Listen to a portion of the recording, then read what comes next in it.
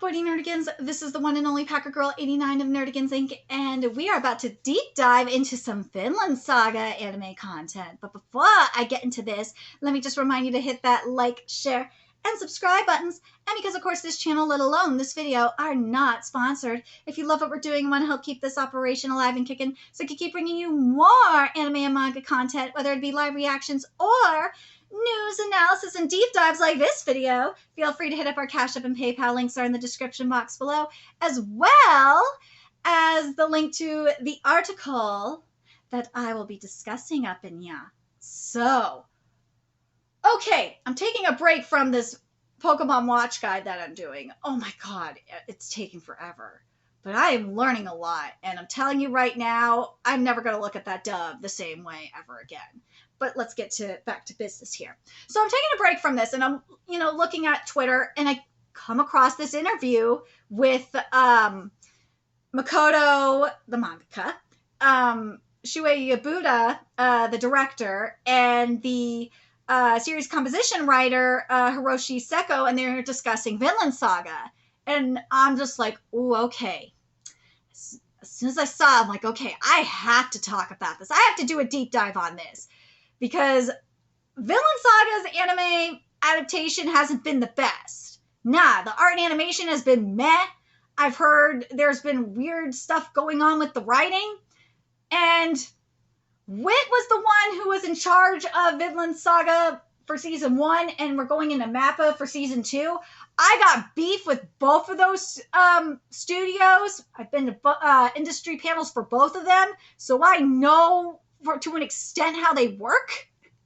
On certain adaptations, well, more like interpretations, in some cases bastardizations. So I'm really excited to dive into this. Without further ado, let's get to this. So let's get to the themes here. Both the original manga and anime adaptation of Vinland Saga have obtained considerable popularity worldwide. As the creators, what has been the reason for this success? All right, Seko, let's see what you have to say. I believe the strength of the source material played a big role in getting so many people to watch the anime. There are plenty of movies and novels featuring Vikings, but it's rare for the protagonist to be one young boy. I think that's one of the distinctions that helps Vinland Saga stand out from the pack. All right, Yabuta, let's see if you get this. That's true. Also, Vinland Saga is concerned with themes other than a simple portrayal of Viking violence, and I think this alternative focus is an important part of giving the story its distinct voice. All right, Makoto, time to put these fuckers in their place. Initially, I hadn't set out to make a story with a Viking protagonist. I love you so much, Makoto. I thought about the theme I wanted to write about and how best to portray it, and ultimately ended up settling on Vikings. I love you so much. I love that he knew what he wanted to write theme-wise first and then figured out where to go from there. Because this could have been set in Greece or Rome, and I would have been fine with it too. All right, Yabuta, let's see what you say to this.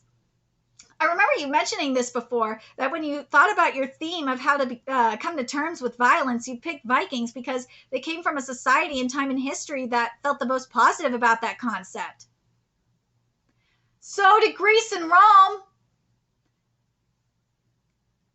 Let's see. Right, the Vikings of this age had a society where it was common sense not to view those who enacted violence as even the slightest bit evil. I personally hate violence, so a key element in writing this story was relaxing my modern sense of morality. All right. Woo!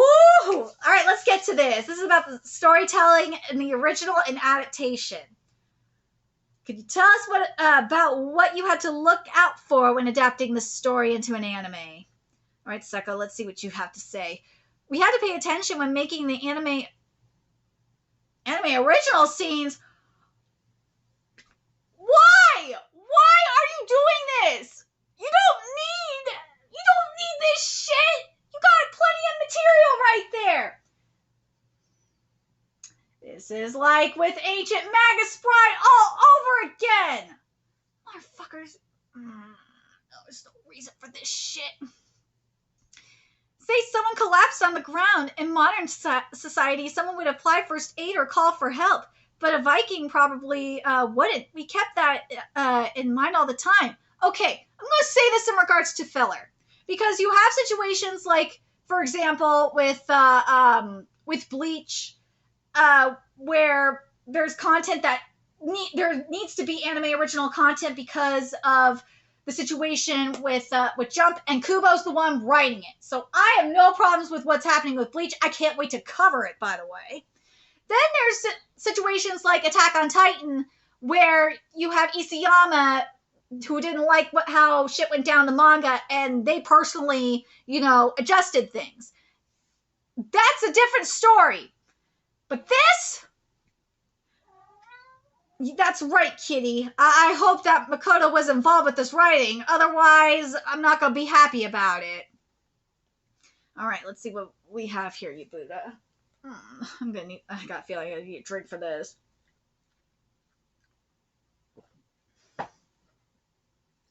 True, we had to bear in mind what kind of people the Vikings were. They formed military groups, certainly, but not well-disciplined. What do you mean not obedient? Well, disciplined, obedient ones. Right, Kitty? Kitty, don't go that way. No.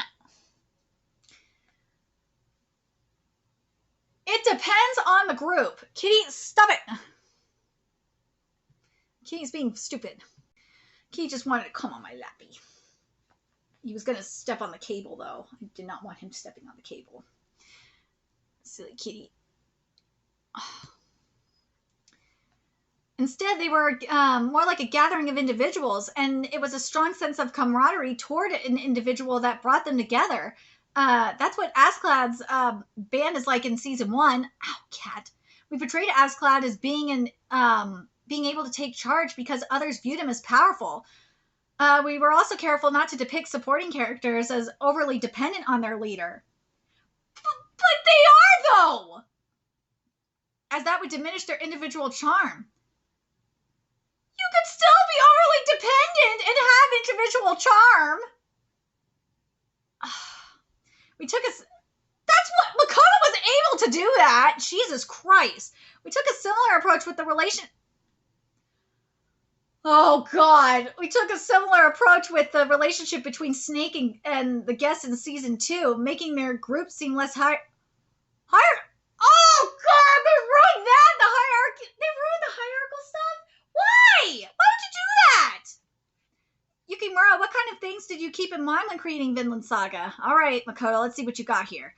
In a normal army, in the modern sense of the word, a superior officer's orders are absolute. If there's an order to charge, the soldiers charge, even if they know some of them are going to die. The Viking bands in Vinland Saga have a much more haphazard chain of command. Leadership structure essentially boils down to following whoever's strongest. Askeladd's men follow him because they look up to his strength, but if that respect fades or they feel following him is dangerous, they'll go their own way. I write their stories recognizing that their relationships don't amount to any more than that. I think of it this way as well. It's kind of like in Kingdom.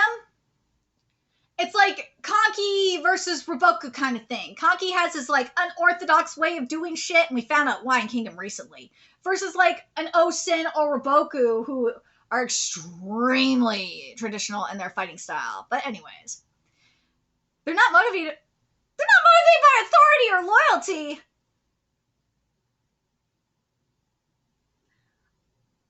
Camaraderie is kind of loyal. You have to be loyal.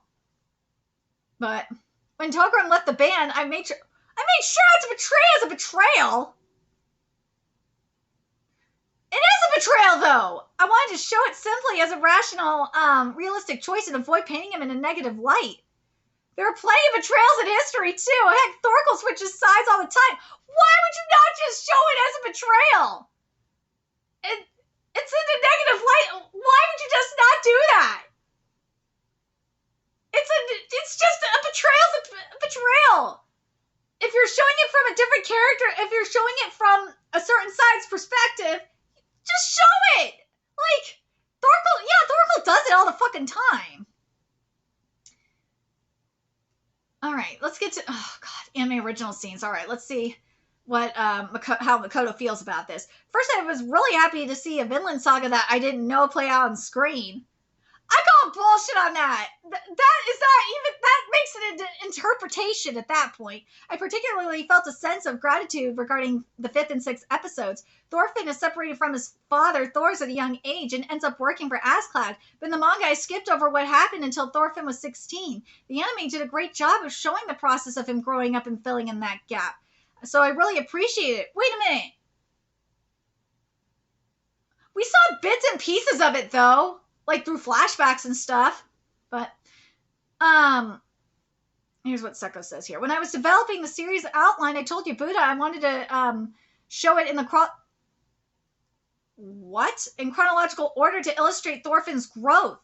Why? And that really made sense to me, so I agreed. That's why we ended up putting, bits, but that's no longer... Now, this is an interpretation. This is no longer an adaptation. This is an interpretation. Putting bits of Thorfinn's growth up by growing up in episodes 5 and 6. I was interested in seeing how a 6-year-old would survive after being suddenly taken in by a Viking band. And I also wanted to see how Thorfinn grew from a gentle boy into the young man he becomes. This is an interpretation. This is not an adaptation. What did you have to do to be careful of when making episodes 5 and 6? All right, Yabuta, let's see what you have to say to this. The end of episode 6 is a scene in East Anglia taken from the manga, so we had to have scenes for Thorfinn leading up to that point, establishing how his character developed. In episode 5, we showed how he gained the ability to survive and how he made his contract with Askeladd. In episode 6, we revealed the process of how Thorfinn gained the ability to fight as well as his internal feelings in East Anglia. I thought the scene showed him truly stepping into the world of battle as part of Askeladd's band, showing his transformation into a warrior. Of course, Askeladd and the other characters were also alive during those years, so I did my best to keep them in character. I'm a reader of Vinland Saga myself, so I was hoping the viewers would feel a sense of Yukimura Makoto's style in those original scenes. But the readers of Vinland Saga want to see Makoto's work. They don't want to see your work, bro. This is an interpretation. This shit that he's talking about right here is exactly what I heard at the WIT panel. They want to tell what they feel will be a good story. If the material is not doing what it needs to do, in their opinion, they will do it. Like with Ancient Magus Bride, when they did that anime original ending, they wanted to make sure it ended right, in their opinion. This is typical WIT shit. This is WIT shit. They want to tell their own story. This is bullshit. I knew this. Oh God, WIT is. People keep saying WIT's a good studio. Bullshit. They will do what they need to do to tell their story, even if it means taking out lore or, in some cases, establishing their own lore that ain't even in the manga. Nah, I'm not okay with this. I'm a Vinland Saga reader.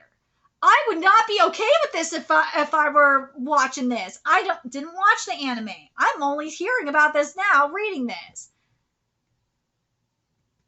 It's a strange way to put it, but it was, if I'd written, bullshit, Makoto, you are full of shit.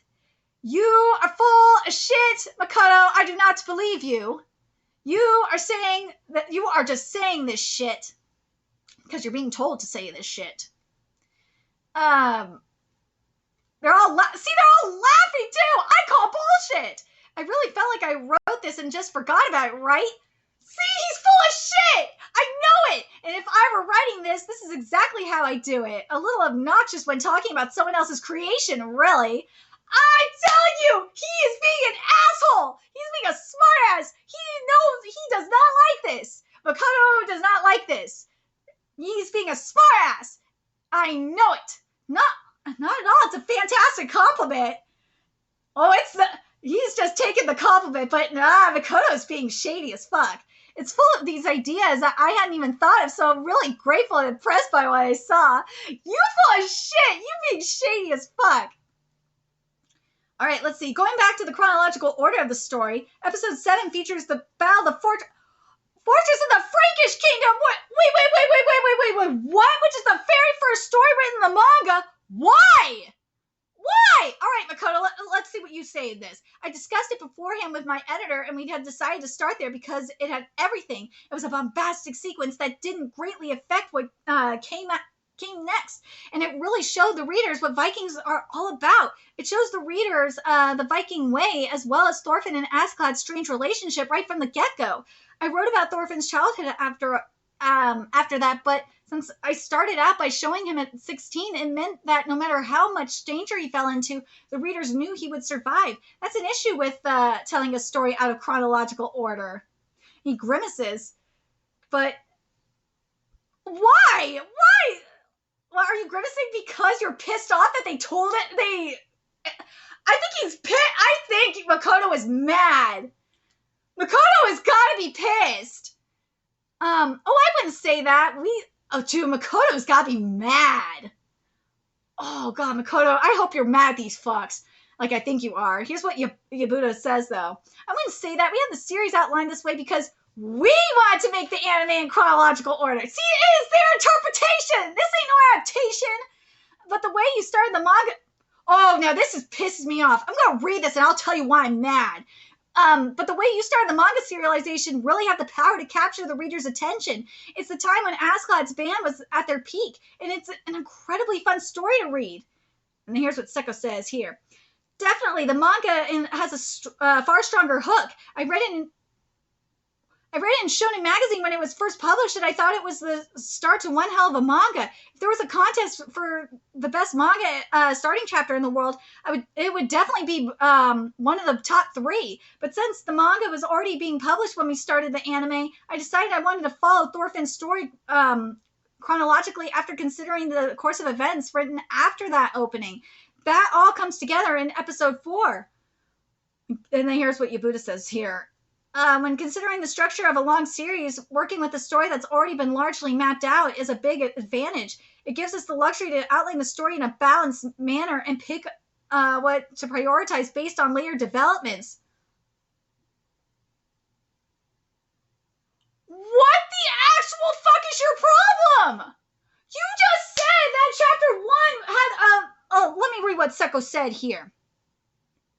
The manga has a far stronger hook, and also that if it is one of the best starting chapters and it is top 3 for the best starting chapters in the world, then why wouldn't you start the anime adaptation adapting the first chapter?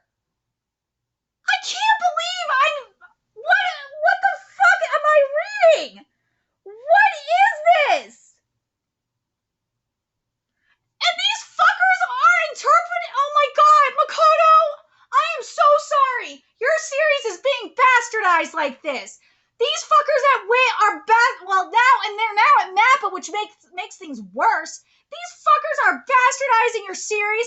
I am so sorry. You deserve better than this. Oh god. Oh my god. I can't believe they just said this. God, it just makes me think about the MAPPA and WIT panels I went to. Oh my god, it really does. Oh, I'm so sorry, Makoto. Oh my god. I can't believe these fuckers just said this. Makoto, I hope you were offended when these fuckers said this. I hope you were. I would be so offended. Oh my god, I'd be so offended.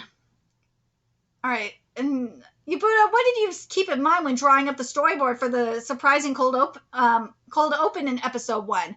I realized that, let's see what he says. I realized that laying out the storyline chronologically would mean it would have a much... Then what? You have a much weaker hook, then why the fuck did you not start it the way the manga did? Fucking idiot. Weaker than the manga series, so we made that scene to ensure the viewer's interest. Then why did... I also thought that showing Thorfinn's growth had to start with Thor's, so we tried beginning with the scene featuring Thor's to make it clear that Thorfinn's tale began there. No, that's not the whole point. Makoto, I'm sorry, man. Oh, and I just really wanted... See? Oh, and I just really wanted to see Thors and Thorkel fighting side by side. This is an interpretation. Fuck, this is the bastardization. This is not Vinland Saga. You see, this is why I keep saying anime isn't a dark age. It's fuckers like these. You fuckers keep laughing at me saying that I'm nuts, and that I'm nuts about Mappa, and I'm nuts about wit. No, these fuckers are proving me right. I told you. Makoto, I am so sorry. These people are mocking your work. I am so sorry. And they're doing it to your face, too. I'm surprised you didn't punch them. Oh, God. The opening battle scene was a wonderful sequence that really gets the viewers excited for what's to come. If I was... Oh, God. Manga readers, I hope you guys were pissed about it. All right, let's see. Yabuta says this: the manga has a surprising dearth of naval battles, so we decided that we were going to show the fans something completely different. We might as well fill the niche. Oh my fucking god! Oh my god! I made the 3D CGI with the action and camera work as a set, then had the animators animate it. Oh my god! I'm gonna see if I can write about this. This shit is pissing me off. I put a slight spin on the methods I'd used previously as a 3D director and tried applying them to the action scenes. I can't believe this fucker just said this! This is not an adaptation! This is not it! He just admitted this! Oh my god! He keeps admitting... This is not Vinland Saga! Alright, Seko, let's see what you have. I want to see the battle of, oh my god. I'm sorry, I'm going to butcher this. Hajaran Gavar, too. There we go. In this work, it was a battle where Thors was supposed to be dead. And in the historical fact, Hale fell. So I thought that, in the historical fact, Hale fell. What? So I thought that would be quite dramatic, as far back as the outlining phase. So I've been thinking that if we were going to arrange things in sequential order, we should start with that scene. What? We spoke a lot about how the scene would develop. And this is what Yabuta is saying here. My vision of the scene got bloated as I was drawing the storyboard, so I completed it after consulting Seko. They didn't even talk to Makoto! Oh my god! This is only my second... It was a second project? What? And that scene really showed me just how hard it can be to convert manuscript into the storyboard. What the fuck are you talking about? You're just making your own shit. Stop this. Go make your own Viking anime. Don't bastardize someone else's work. This makes me mad. Oh, okay, now let's get to this. Here's the highlights for the first half of season 1. This is going to be a long-ass video because I'm going to do both parts in this. I'm really angry. Oh, gosh. All right, let's get to the highlights for the first half of season 1. All right, Makoto, what do you say? I was quite surprised by the opening scene these two were just talking about. And I really like episodes 5 and 6's original content. Oh, God. Makoto, I am so sorry. As well as oh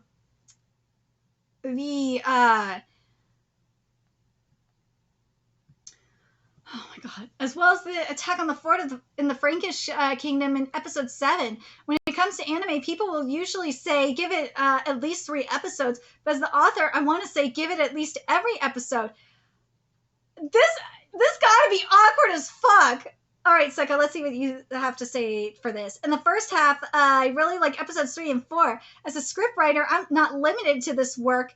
I always have desire to touch viewers' hearts. So I think that is the number of stories that are condensed. We really want... what? We really wanted those two to be emotionally hard-hitting no matter how many times I see the unstoppable Thors and his death. What? I always cry. In fact, we made the series a chronological story just to show that scene that was to portray the death of Thors on time. What?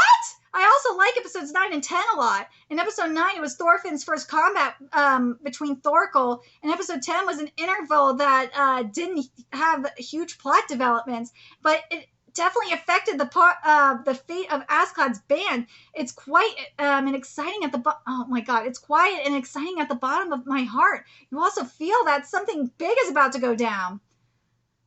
Oh gosh. All right, let's see what Yabuta has to say here. I'm really hate this right now. I love episode 10. The last scene is something I really loved in the manga, so I tried to direct it in a way that would create the same emotions I felt reading it.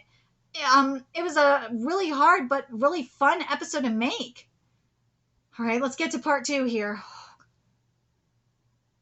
Oh, okay. I was like, am I the original character? Oh god. Oh my god.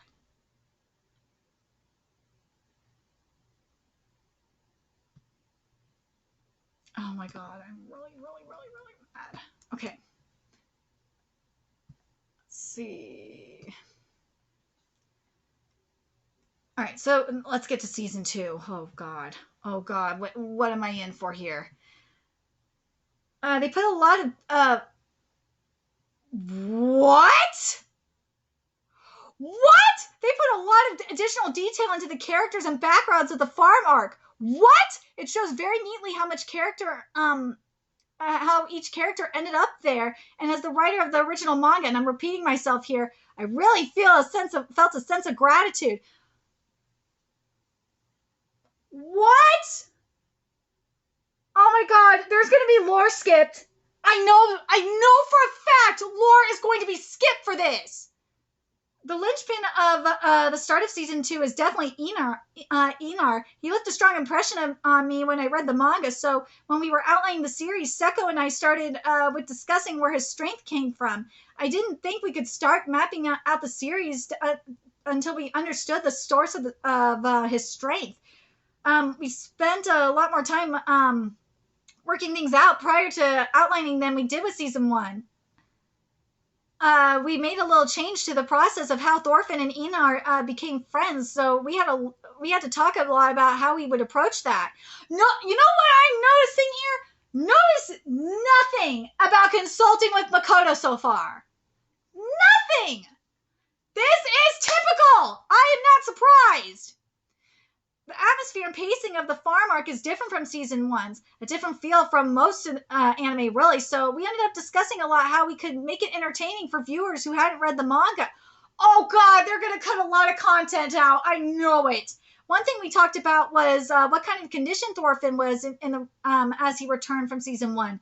We couldn't use him effectively as a character without working out just how much savagery remained in him. Thorfinn and Einar's relationship was also an essential part of this story in terms of its watchability and entertainment factor. So I'm glad we spent so much time on it. When we completed the series outline, it felt like we made some serious progress. What? Makoto read the script. When I read the script, I could really feel how much Yabuta and Seko agonized over it, how much they cared about Einar and were trying to process him as a character before setting him out into the world. Oh my god, all right, Yabuta, let's see what you say. We tried hard to portray him with the same strength and kindness we felt from him in the manga.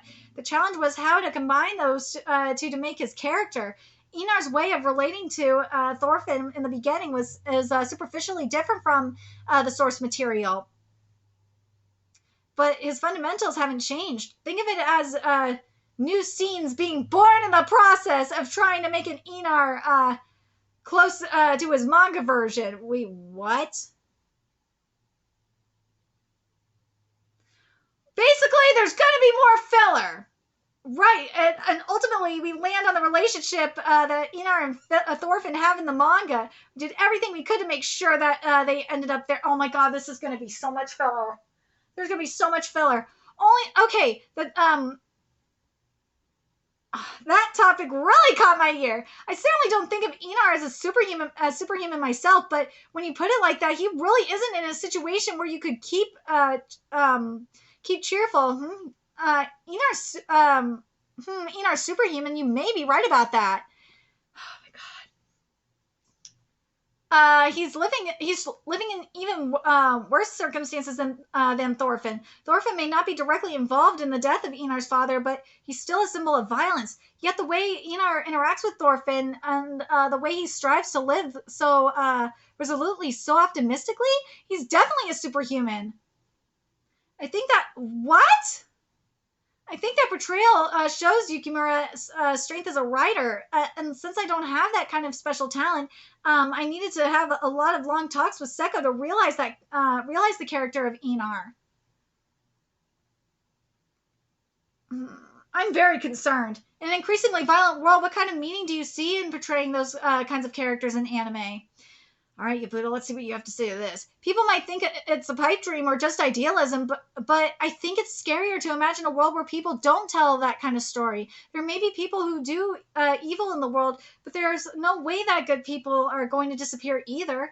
I think it's necessary to have people who speak to that ideal. We couldn't make this the anime of Vinland Saga without feeling that, and I think that's the meaning behind making this show during this kind of time.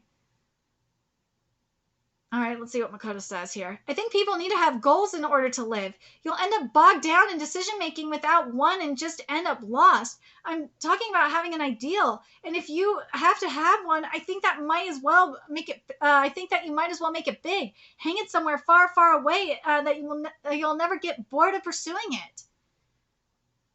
All right. I'm scared what they're going to do to this. I'm really scared. All right, Seko, let's see what you say here. Earlier, Yukimura shared that he hates violence. I do too. I think this stuff is terrifying. Just the other day, I watched Russell Crowe in Unhinged, where his character loses everything and starts to kill people while saying, I have nothing left but violence. If the last thing left for a person who has lost everything or who has nothing to lose is violence, it is impossible to bind it by law. And if he... it's fictional! God damn! It can be said that the history of human beings is the history of violence. Humans and violence are inseparable from each other. And with that in mind, I feel that each of us needs to think about how to deal with violence, especially in this modern age where violence of various scales is abundant. And I think that Vinland Saga is trying to give an answer by challenging the violence head on.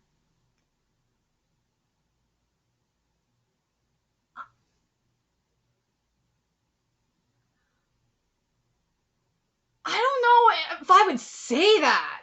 I don't know if I would say that. By season 2, we'll only have part of the answer, and I'm very much looking forward to seeing where the story ends up and what Yukimura's ideal placed in a furthest placed will be. There aren't that many works of art that truly confront violence head on like this one, and I'm eager to see how audiences will react to it. Oh my god. All right, let's see what Yabuta says here. With how things are in the world, there'll definitely be more times when we'll want to talk about Vinland Saga. Has Seko... All right, Makoto, Seko repeated for me, I really don't like violence, which is why I've thought long and hard about how to deal with it and attempted to express that through this story. I'm sure some might look at me, a manga artist living way out of the edge of Asia, and tell me to cut out my naive nonsense, but I feel it's something I have to say. A few days ago, I received a message on social media from a reader in Ukraine. I'm in the middle of an evacuation. What would a true warrior do at a time like this? They were in the midst of a far more terrible situation than anything I've ever experienced, so I didn't know if I had the right to answer, but I gave one. I said, even in the midst of war, I think a true warrior would try their hardest to think up a way to make up.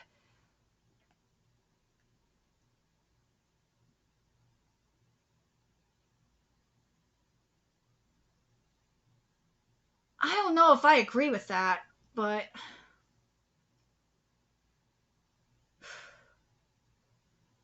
stay dreaming, Makoto. I think that Wheatfield stand as a contrast to violence itself. The farm arc being broadcast in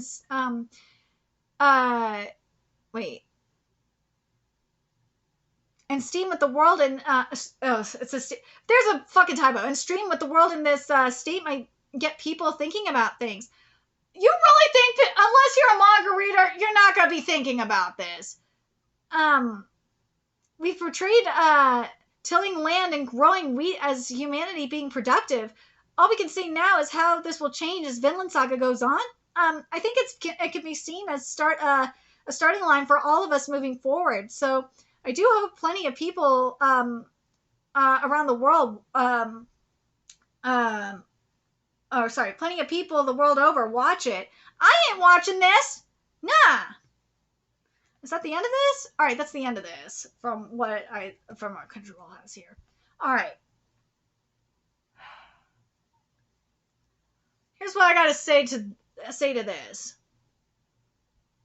Makoto, I am sorry these fuckers are bastardizing your work. They are. I'm very angry about this. I'm not happy. In regards to how to interpret Makoto's work, I'm gonna double check and make sure that that everything is translated right here. I want to make sure I'm not missing anything. I'll make sure this is the last line that's translated right.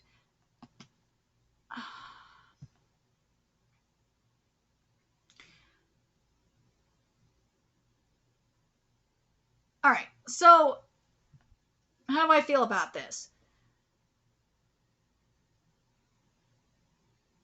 I understand what Makoto has been trying to do with Vinland Saga. He's having a conversation around violence, and he is saying, and I think people have these idiots have missed it, is that there's sometimes where you have to defend yourself, because there's a difference between like violence and self-defense. There is, and I've seen that here. And he's talked, and there's like the talk of democracy and stuff like that, and organization and all that. There's the talk of that too. And there's like this fine line that Makoto has in Vinland Saga that's being discussed. There's also compromise and all that shit and negotiation. And something we have seen in manga, and Bro is stupid, where he's saying that Vinland Saga, like the only series where violence is confronted head on like this. Now, we've seen it done in different ways, but it has been done. But the main thing is that violence should be a last resort. Period. You gotta try and negotiate and come to an understanding. But violence is always a last resort. Period. But the other thing that Makoto does really well is show like the dark side of humanity. And also Thorfinn's path to forgiveness. He's not going to be forgiven. He is trying to atone for himself. And in a way, he's being extreme. Thorfinn's been very selfish, and he has to recognize it as well. And the character arc for Hild is just, it's so powerful. It is. Well, let me get back to the task at hand here and talk about these fuckers. I am not surprised by what they said. I'm shocked that they said this in front of Makoto. I can't believe this. This is not an anime adaptation. This is the definition of what an interpretation is. I can't believe this. For those of you that are saying Vinland Saga is an adaptation, what do you say now? This is not it. This is the same shit I heard at the WIT panel I went to, with the WIT president, mind you.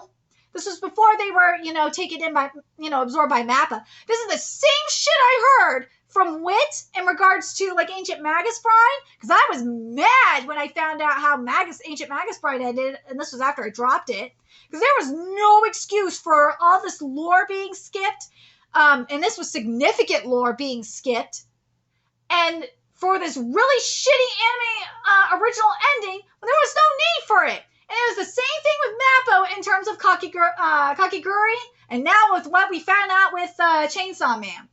It doesn't surprise me, because I've said it before and I'll say it again. The director has the final say. And based on what I'm seeing here, Makoto was not even consulted. I can't believe...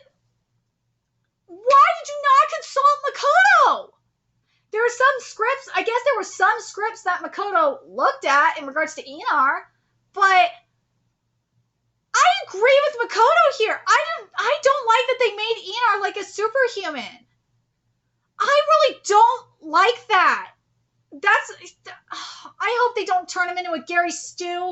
I really hope not. I'm very concerned. I really am. Makoto, I am so sorry. I'm so sorry that these fuckers did this to you. And I know you threw them shade. I feel horrible. I feel horrible. This definitely, I'm curious what you guys think, but this definitely confirms that Vinland Saga is an anime interpretation. This is not it. I'm surprised they didn't discuss the character designs, because Thorkel looked like shit. That was not Thorkel. Nope. That was not Thorkel. But I'm very curious what you guys think. I'm really angry. I hate this shit. Makoto, you deserve better. Oh, God. I swear to God, just go read Vinland Saga manga. Go support Makoto. Don't support this crap. Don't. This is why anime is in a dark age. I'm so angry. Oh, my God. Let me know your thoughts in the comment section below, and remember to like, comment, share, and subscribe to Nerdigans Inc. if you love what I'm doing and want to help keep this operation alive and kicking so I can keep bringing you more manga and anime content. A few ways you can do that, especially Vinland Saga content. A few ways you can do that. Donate to our Cash App, PayPal, Patreon, purchase something off our Amazon wish list. All that's in the description box below. Also, make sure you follow us on Twitter, Twitch, Discord, friend us on PlayStation Network. That's in the description box below as well. Till next time, Nerdigans, I will be seeing you later. Bye.